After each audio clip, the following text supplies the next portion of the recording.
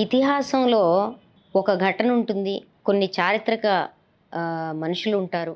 దాని తరువాత దాని చుట్టూతా అనేక రకాలైన కల్పనలు, కావ్యాలు, కొత్త కథలు జాయిన్ అవుతూ ఉంటాయి. అది ఇతిహాసం. అంటే దానికి కొస్త ఏదో వాస్తవికత, ఒక జరిగిన ఘటన ఆధారంగా ఉంటుంది. కావ్యంలో ఎక్కడో ఒక చిన్న వాక్యం ఉంటుంది. అది నిజమో కాదో కూడా తెలీదు. ఒక ఐడియా ఉంటుంది. దాన్ని కవి ఎంత మనోహరంగా అల్లగలిగితే, భావోద్వేగాలతో ఎంత చక్కటి అంటే ఒక రకంగా చెప్పాలంటే మనం ఏమంటాం దాన్ని ఇప్పుడు ఫిక్షన్. కావ్యం అనేది ఫిక్షన్. కాబట్టి కావ్యాన్ని ఎంత హృద్యంగా రాయగలిగితే ఆ కవి యొక్క రచనా చాతుర్యాన్ని బట్టి దానికి ఆదరణ ఉంటుంది. మన దేశంలో ఇతిహాసానికి, కావ్యానికి, పురాణానికి, చరిత్రకి మధ్య తేడా తెలియని వ్యక్తులు అధికారంలో ఉన్నారు. చదువురాని వాళ్ళని అందలం ఎక్కిస్తే దేశం మొత్తాన్ని చదువురాని వాళ్ళుగానే చేస్తాడు. అజ్ఞానుల్ని అందలం ఎక్కిస్తే ప్రపంచంలో అజ్ఞానమే జ్ఞానం కింద చలామణి అవుతుంది. ఈ నేపథ్యాన్ని మనం అర్థం చేసుకుంటే దాని రెండవ కొనసాగింపుగా భారతదేశ చరిత్ర అంటే శాతవాహనులు, లేకపోతే మౌర్యులు, గుప్తులు, కాకతీయులు, విజయనగర రాజులు, చోళులు, వగైరా వగైరా రాష్ట్రకూటులు, వీళ్ళందరి కూటమి కాదు. భారతదేశ చరిత్ర అంటే ఏ ఏ కాలాలలో భారతదేశం యొక్క సామాన్య ప్రజానీకం యొక్క బ్రతుకులు ఎట్లాంటివి, ఏ ఏ కాలాల్లో భారతదేశం ఉత్పత్తి రంగంలో కానీ, కళా సాంస్కృతిక రంగాల్లో కానీ, సృజనాత్మక రంగంలో కానీ ఏ కొత్త పుంతలు తొక్కింది, ఏ శిల్పం, ఏ నైపుణ్యం, ఏ వస్త్రం, ఏ సౌందర్యం, ఏ పెయింటింగ్, ఏ శిల్పకళ మన దేశంలో ప్రాచుర్యం పొందింది, ఏ ఆర్కిటెక్చర్, ఏ నిర్మాణ శైలి, ఏ గొప్పదనం, ఏ రాళ్ళు, ఏ నదులు, ఏ పరివాహక ప్రాంతాలు, ఏ పరికరాలు, ఏ పంటలు, ఏమి ఉత్పాదన ఈ దేశంలో జరిగింది. ఆ జరగడానికి ఉండే కారణాలేంటి, జరగడం నుంచి ప్రజలు పొందిన ఆ ప్రయోజనం ఏంటి, అది నిజమైన ప్రజల చరిత్ర. ఎందుకంటే తాజ్మహల్ నిర్మాణానికి రాళ్ళెత్తిన కూలీలెవరు, ఇతిహాసపు చీకటి కోణం అట్టడుగున పడి కనిపించని కథలన్నీ కావాలి ఇప్పుడు అని చెప్పింది ఊరికే చెప్పలేదు. ఒక శాస్త్రీయమైన, ఒక గతితారకే దృక్పథంతో దీన్ని అర్థం చేసుకోవాలి. ఈ శాస్త్రీయమైన పద్ధతి అక్కర్లేదు, మాకేమీ అక్కర్లేదు, అసలు మాకు చరిత్రే అక్కర్లేదు అంటున్న ఆర్ఎస్ఎస్ యొక్క బిడ్డ అక్కడ అధికారంలో ఉంది. చరిత్ర ఎందుకు అక్కర్లేదు ఆర్ఎస్ఎస్ వాళ్ళకి అంటే వాళ్ళు చరిత్రహీనులు కాబట్టి. చరిత్రహీనులు అంటే ఏంటి, సమాజం పురోగమిస్తున్నప్పుడు ఈ పురోగమించే సమాజం యొక్క పురోగమనంలో వాళ్ళ కాంట్రిబ్యూషన్ ఏమాత్రం లేదు. ఆ కాంట్రిబ్యూషను సమాజాన్ని ముందుకు నడిపించడంలో కానీ, రాజకీయంగా ఈ దేశంలో కోట్లాది ప్రజల ఆకాంక్షలైన ఒక స్వేచ్ఛ, సమానత్వం, సౌభ్రాతృత్వం వంటి నినాదాలు కానీ, లేకపోతే బానిస దేశం నుంచి స్వతంత్ర దేశంగా అవతరించాలనే ఆకాంక్ష కానీ, వేటిల్లో వాళ్ళకి ఏమాత్రం లేశమాత్రం వెంట్రుక వాసి కూడా వాళ్ళకి ఏమీ పాత్ర లేదు. వాళ్ళు ప్రేక్షకులుగా అన్నా ఉన్నారు, వాళ్ళు విద్రోహులుగా అన్నా ఉన్నారు. వాళ్ళు గుండెకి రక్త ప్రసరణ చేసే నాణ్యాలకి కొవ్వు ముద్ద అడ్డం పడ్డట్టుగా ఈ దేశ చరిత్ర గతికి వాళ్ళు అడ్డం పడ్డారు. కాబట్టి వాళ్ళకి చరిత్ర వద్దు. చరిత్రలో ఎప్పుడైతే వాస్తవ చరిత్రలో వెళ్తామో ఇదిగో ఈ కొవ్వు ముద్దల్ని పేల్చేయాలి అని చెప్తారు ఎవరైనా. గుండె ఆరోగ్యం, మనిషి ఆరోగ్యం కోరుకునేవాళ్ళు. అది వాళ్ళకి ఇష్టం లేదు. కాబట్టి వాళ్ళు ఏం కోరుకుంటున్నారు అంటే పూర్తి స్థాయి కుహున అబద్ధాల మీద కేంద్రీకరించబడిన కొన్ని అంశాలని గ్లోరిఫై చేసి, ఈ గతం అంతా అద్భుతంగా ఉంది, వైభవపేతంగా ఉంది, ఈ గతం మీద నువ్వు ఒక ఆధిపత్య భావజాలాన్ని సృష్టించుకో, ఒక మిథ్యా గౌరవాన్ని నిర్మించుకో, ఈ మిథ్యా గౌరవంతో విశ్వగురువు అనే ఒక బూటకపు నినాదంతో ప్రపంచంలో బతుకు, అదే మన గౌరవం అని చెప్పడానికి పూనుకున్నారు. ఇది జరగాలి అంటే ప్రపంచంలో అన్ని దేశాల మాదిరిగానే మన దేశం కూడా నానా తిప్పలు పడింది. మన దేశ ప్రజలు నానా కష్టాలు పడ్డారు. ఒక చక్రాన్ని కనిపెట్టడానికి, ఒక నిప్పురవ్వని సృష్టించడానికి, ఒక తుప్పు పట్టని మీనార్ని నిర్మించడానికి ఈ దేశ శ్రామిక ప్రజల యొక్క టెక్నాలజీ ఎంత కష్టపడితే వచ్చింది. గంగా మైదానం, గంగా పరివాహక ప్రాంతం చుట్టూ ఎన్ని మైన్స్, ఎన్ని ఇనుప కొలుములు నిర్మిస్తే అది జరిగింది అనేది చెప్పాలి అంటే ఈ దేశ సామాన్య ప్రజల గురించి మాట్లాడాలి. దేవుడి గురించి, దైవదత్తమైన వాటి గురించి, వరాల గురించి, ధర్మాల గురించి మాట్లాడితే ఎవరు వినరు. అందుకని అది బయటికి రాకూడదు అంటే ఏం చేయాలి, ఈ మొత్తం భారతదేశంలో ఉండే మూలవాసులు, భారతదేశంలో ఉండే సామాన్య ప్రజలు, మూలవాసులు ఒక్కళ్ళే కాదు, ఈ సామాన్య ప్రజల కష్టాన్ని, వాళ్ళు చేసిన పరికరాలని, వాళ్ళ కృషిని, వాళ్ళ చరిత్రని మొత్తం తుడిపేసి భారతదేశంలో వీళ్ళు ఎవ్వరు లేరండి. భారతదేశంలో ఎవరున్నారు అంటే దేవతలు, భారతదేశంలో రాక్షసులు, భారతదేశంలో ఇంకెవరున్నారు, బ్రాహ్మణులు. దేవతలు, రాక్షసులు, బ్రాహ్మణులు వీళ్ళు మాత్రమే ఉన్నారు. ఇంక తప్పితే ఇంకెవరైనా ఉన్నారంటే ఆవులు ఉన్నాయి, ఇంకేం లేవు. ఇది గనక చెప్తే భారతదేశ చరిత్ర మొత్తం ఈ నలుగురి మీద నడుస్తుంది. ఈ నలుగురి మీద నడవాలి అంటే మనం ఇదిగో ఈ రెండింటిని పెట్టుకోవాలి. భారత రామాయణాలు ఒక జయగాథగా, ఒక చిన్న డిస్ప్యూట్, లాయర్ల భాషలో చెప్పాలంటే సివిల్ డిస్ప్యూట్, ప్రాపర్టీ తగాదా, అన్నదమ్ముల ఆస్తిలో తమ్ములకు కూడా వాటా రావాలా వద్దా, అది బేసిక్ ప్రశ్న భారతానికి సంబంధించి. ప్రపంచ చరిత్రలో ఈ ప్రశ్న అన్ని రాజ్యాల్లో తలెత్తింది. అన్ని రాజ్యాల్లో దీని గురించి అన్నదమ్ములు కొట్లాడుకున్నారు. మన దేశంలో కూడా ఆ కొట్లాడుకున్న దాంట్లో అనేక ట్విస్టులు టర్న్లు ఇచ్చుకొని ఒక పెద్ద కథ కింద దాన్ని మలిచాం. 800 శ్లోకాలతో మొదలైంది 1,25,000 శ్లోకాల దాకా దాన్ని దేకిచ్చాం. ఇది మన సృజనాత్మకత. ఎన్ని కథలు పిట్ట కథలు అందులో ఉన్నాయో చూస్తే భారత రచన నిజంగా ఫ్యాసినేటింగ్. చదివిన వాళ్ళకి ఎవరికైనా అద్భుతంగా అనిపిస్తుంది. ఇంత శిల్పం ఇదా, ఇంత కథన కుతూహలం, ఇన్ని రకాలైన వర్షన్స్ ట్విస్ట్లు మీకు ఇంకెక్కడ కనిపించవు. That's why it is called epic. ప్రపంచంలో అత్యున్నతమైన వాటిల్లో గాథా పురాణాల్లో చేర్చదగింది భారతం.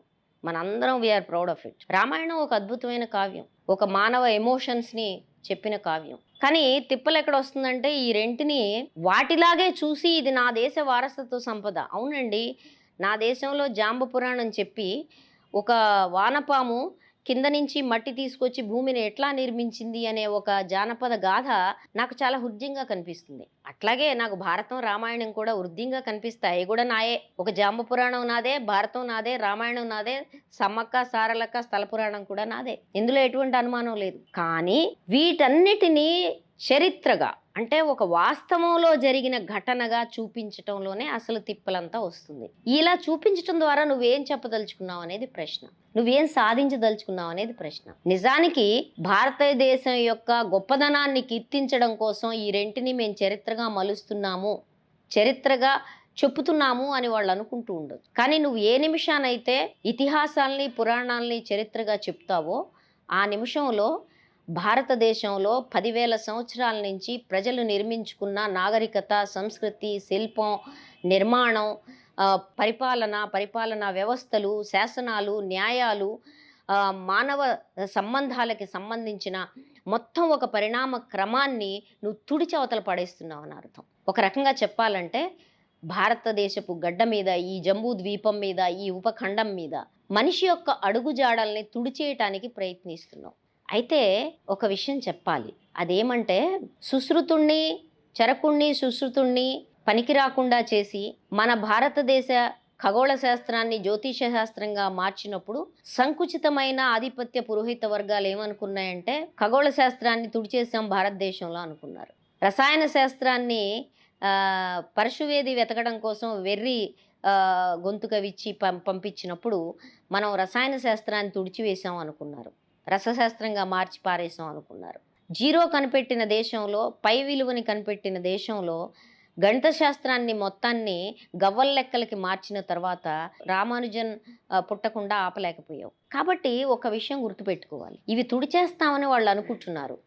నువ్వున్న 10 ఏళ్ల కాలం చరిత్రలో ఎంత లెక్క వస్తుంది? చాలామంది చరిత్రలో తుడిచిపెట్టుకుపోయిన వాళ్ళు, దిబ్బల కింద మారిపోయిన వాళ్ళు, వాళ్ళందరినీ చరిత్ర తనంతట తాను తవ్వి ఆ దిబ్బల్లోంచే కదా, ఆ శిథిలాల్లోంచే కదా తీశారు. రామాయణం, భారతం ఆర్యులు భారతదేశానికి రాకముందు భారతదేశ మూలవాసులకి అసలు చరిత్రే లేదు భారతదేశానికి అనుకున్న దగ్గరే కదా హరప్ప, మొహంజాదారో, కాళీబగన్లు బయటకు వచ్చాయి. అంచేత వీళ్ళని చూసి నవ్వాలనిపిస్తుంది ఒక్కోసారి. వెర్రి వెధవాయిల్లారా, మీరు తుడిచేసినంత మాత్రాన ప్రజల చరిత్ర చెరిగిపోదు. మీరు చరిత్ర పాఠాల్లో మీరుండే 10 ఏళ్ళు లేకపోతే ఇంకొక 20 ఏళ్ళు మీరుండే పరిపాలనా కాలంలో మేము తుడిచేసామని మీరు విర్రవీగితే చరిత్ర తాను పునర్నిర్మించుకోవడం ఆపేయదు. హిట్లర్ కూడా అనుకున్నాడు, ఇట్లాగే అనుకున్నాడు. నా సైన్యాల ఇనప బూట్ల పదఘట్టనతో ప్రపంచ చరిత్రను నేను తిరగరాస్తానని అనుకున్నాడు. అమాయకుడు. మామూలు ప్రజలు, అత్యంత సామాన్యమైన ప్రజలు, సైన్యం పదఘట్టలతో నలిగిపోయిన సామాన్యులైన స్త్రీలు హిట్లర్ ట్యాంకుల కింద బాంబులై పేలినప్పుడు నా ట్యాంకులు ఒక్కటే సరిపోవు అనే ఒక సత్యం హిట్లర్కి తన ఆత్మహత్య ద్వారా ప్రపంచానికి ప్రకటించాల్సి వచ్చింది. చరిత్రలో నియంతలు, టైరనిస్టులు అంటే నిరంకుశత్వంగా ఉండే వాళ్ళు ఎవరైతే ఉంటారో, చరిత్రను తుడిపీయదలుచుకున్న వాళ్ళు ఎవరైతే ఉంటారో, నేనే చరిత్ర మొదలుపెట్టాను అనుకునే నార్సిస్టులు, అహంకారులు ఎవరైతే ఉంటారో వాళ్ళందరికీ సామాన్యులు చరిత్ర అంటే ఏంటో చాలా నిక్కచ్చిగా తెలియజెప్తుంది. ఆ నిక్కచ్చిగా తెలియజెప్పే క్రమంలో వీళ్ళందరినీ చెత్తబుట్టలో విసిరేస్తుంది. ఈ చెత్తబుట్టలో విసిరేసే క్రమంలో కొంత నష్టము, కొంత ఇబ్బంది, కొంత అవగాహన రాహిత్యము జరుగుతుంది. యంగ్ జనరేషన్‌కి తప్పనిసరిగా జరుగుతుంది. ఆ హాని పాఠ్యపుస్తకాల ద్వారా తప్పనిసరిగా వాళ్ళ బుర్రల్లోకి చెత్త ప్రవహిస్తుంది. కానీ ఒకానొక కాలంలో అంతకంటే ఎక్కువగా రిటాలియేషన్‌లో, రియలైజేషన్‌లో ఓ కొత్త చరిత్ర తప్పనిసరిగా పుడుతుంది. చెయ్యండి. మీ చేతుల్లో అధికారం ఉంది. మీరు పుక్కిటి పురాణాలన్నిటిని చరిత్రగా పెట్టదలుచుకున్నారు. ఈ పెట్టడం ద్వారా మీ వేలుని మీరే పొడుచుకుంటున్నారు. ఈ దేశం యొక్క ఉన్నతికి కొనసాగాల్సిన బుర్రలన్నిటిని మీరు చెత్తాచెదారంతో నింపుతున్నారు. దాని ఫలితాన్ని మీరే కాదు, ఆ పుచ్చిపోయిన బుర్రలే కాదు, మొత్తం దేశం అనుభవిస్తుంది. విశ్వగురువులు ఊరికనే అవ్వరు. విశ్వగురువులు ఉపన్యాసాలు చెప్తే అవ్వరు. విశ్వగురువులు ప్రశ్నిస్తే అవుతారు. విశ్వగురువులు పరిశోధిస్తే అవుతారు. విశ్వగురువులు అనంతమైన జ్ఞానాన్ని దోసిల్లో పట్టుకుంటే అవుతారు. విశ్వగురువులు చరిత్రని తవ్వి తీసి వాస్తవాల్ని బయటికి తీస్తే అవుతారు. ఇవన్నీ ఒక సైన్స్‌కి సంబంధించిన భిన్న కోణాలు. ఈ సైన్స్‌ని మీరు నిరాకరిస్తే, నేను పొద్దున్నే సూర్యుడొస్తే, కాదు ఇవాళ సూర్యాస్తమయం అయింది అని నువ్వు అనుకోదలుచుకుంటే, సూర్యుడు ఒక వాస్తవం, సూర్యోదయం ఒక వాస్తవం. నేను సూర్యోదయానికి వీపు తిప్పి సూర్యాస్తమయం అనుకుంటానంటే అది నీ కర్మ అవుతుంది. నువ్వు పరిపాలకులుగా మీలాంటి మందబుద్ధులు, విపరీత బుద్ధులు, చరిత్ర చక్రాన్ని వెనక్కి తిప్పుదాం అనుకునే విపరీత బుద్ధులు, చరిత్రని తలకిందులుగా చూపిద్దాం, ధర్మం కోణం నుంచి చూపిద్దాం, మతమే ప్రపంచ చరిత్ర కింద చూపిద్దాం అనుకునే పనికిమాలిన ఛాందస్సులు పరిపాలనలో ఉన్నప్పుడు, అటువంటి వాళ్ళని కారణాలు ఏమైనప్పటికీ అధికారంలో తెచ్చే కాలం మన దేశంలో ఉన్నప్పుడు, దాని ఫలితాన్ని ఈ దేశపు యంగ్ జనరేషను, ఈ దేశపు చరిత్ర, ఈ దేశపు సైన్సు, ఒక్క చరిత్ర వల్లే కాదు, దానివల్ల సైన్స్ కూడా ఎఫెక్ట్ అవుతుంది. ఆ ద్వారా మన దేశం అభివృద్ధి కూడా ఎఫెక్ట్ అవుతుంది. ఈ లార్జర్ ఇంపాక్ట్ ని అర్థం చేసుకోవాలి. విద్యావంతులందరూ అర్థం చేసుకుంటూనే ఉన్నారు. ఎవరైతే ఈ దేశంలో కొంచెం అర్థం చేసుకుని మాట్లాడగలుగుతున్నారో వాళ్ళందరూ ఇట్లాంటి పిచ్చి తుగ్లక్ పనుల్ని కాదనే చెప్తున్నారు. కానీ పిచ్చి తుగ్లక్ మంచి చేస్తున్నాను అనుకుని చేశాడు. వీళ్ళు చెడు చెయ్యాలనుకునే, చెడుని మాత్రమే చెయ్యాలనుకుని చేస్తున్నారు. వాళ్ళు చెడును మాత్రమే చేస్తున్నారు, చెడగొట్టడానికి మాత్రమే చేస్తున్నారు అని అర్థం చేసుకోవాల్సింది ఈ దేశంలో సామాన్య జనం, ఈ దేశంలో యువత.